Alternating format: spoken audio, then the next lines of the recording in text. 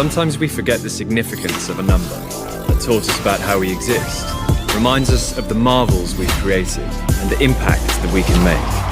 A number that is repeated all around us, shaping where we all come from. It's not just a number, it's an icon of perfection and beauty that has always inspired the extraordinary. This time, it's our turn. Here's R7.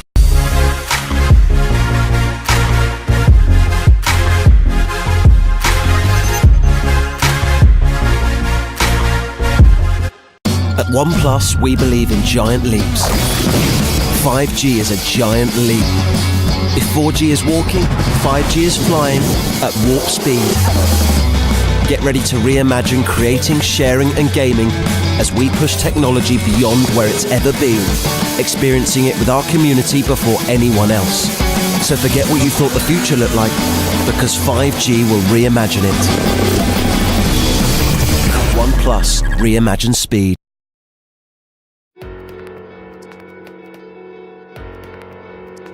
The most important thing whenever you want to do a show or travel to do your job is you got to be ready.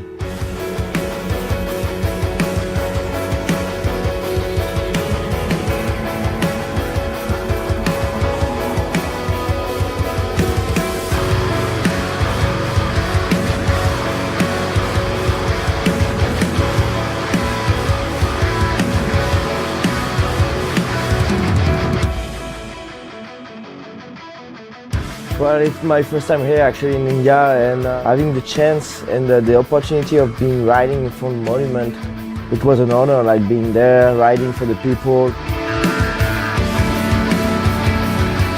The first jump is actually the most difficult thing. If you clear the first jump, great. You release the pressure and you have fun.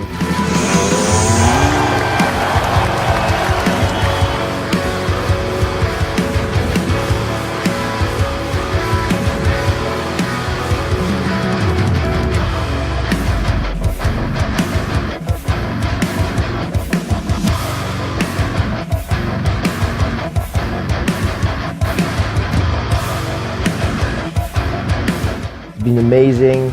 All the people here are really nice, so I'm really enjoying this time.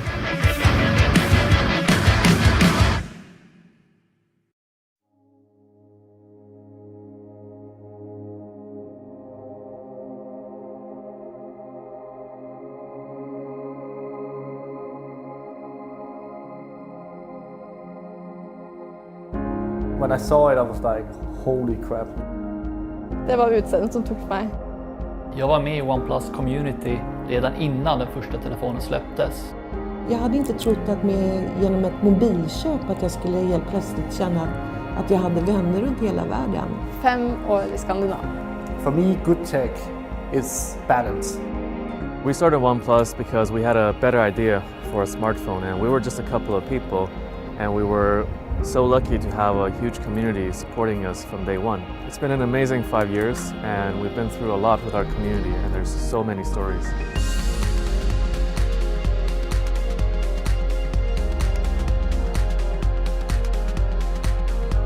I wanted something that would be fast and something that would have like memory capacity for all my music. It was mostly the specs because I used to study IT. My OnePlus story began 2014. As a kid, I was a very tech enthusiastic boy. So this weird thing kept popping up, like an image that says, never settle. That's so cool. Og det var liksom første som slog meg at den var skikkelig pen, og den vil jeg se nærmere på. Det hele startede jo med, når jeg havde nogle venner, der havde OnePlus. Så fik jeg OnePlus. Så fik min kone OnePlus. Nu har vores datter Clara OnePlus. Når de små bliver store nok, så får de også OnePlus. Vi er blevet en OnePlus-familie. December 2017, der bestiller jeg min første OnePlus-telefon. En 510'er. Så jeg åbnede min kasse, og det var seriøst den fedeste oplevelse, jeg nogensinde har haft. Det var så lækkert at åbne. Det var jo ikke bare en papkasse. Det var jo ikke bare pakke ind i et eller andet bobleplast eller noget andet tilfældigt. Det var så fedt. I remember like waiting for it a long time and then opening it was like a dream come true. Yeah, when I got the OnePlus, that changed how I view the unboxing experience. Jeg kan næsten bare sitte og se på den. It felt unique. So when you open it up, you see the phone, and it was just awesome. Det er noget helt specielt. Det er det altså. Når jeg faktisk fik telefonen, begynte at bruge den lidt, og begynte at blive mere kendt med OnePlus, så mærker jeg, at det er liksom ikke bare telefonen som gør OnePlus da. Det er liksom hele communityet rundt. Liksom hvor nærme de er kundene sine og sånt. OnePlus really listens what we want like from a phone, and I think that's one of the main things I like OnePlus. I know OnePlus. That's crazy when you think about it. I know people from OnePlus because they ask me, what would you like to see on the phone? The fact that I could say that I met a phone company's creator because he wanted to know what I thought about his phone, that sold it to me. That just shows that they do listen. I always feel like OnePlus is like a welcoming company, and when I first were in the queue and the second time people started recognizing me and the third time even more. Och man ger varandra råd, man är generös, man hjälps åt. Alle, som jeg hører, der har henvendt sig, føler, at de får et feedback. Og her kan alle mennesker være med. Mange flere mennesker kan være med her med OnePlus, fordi det er super kvalitet til almindelig penge. De har ända sedan början alltid strävat efter det här lilla extra. I like to travel a lot to Italy, Norway, Sweden, and you're like, this is so cool. But after a couple of days, you just want to go home. You just want to go home because that's where your everyday life is, and that's what I feel about OnePlus. Their phone feel like home to me.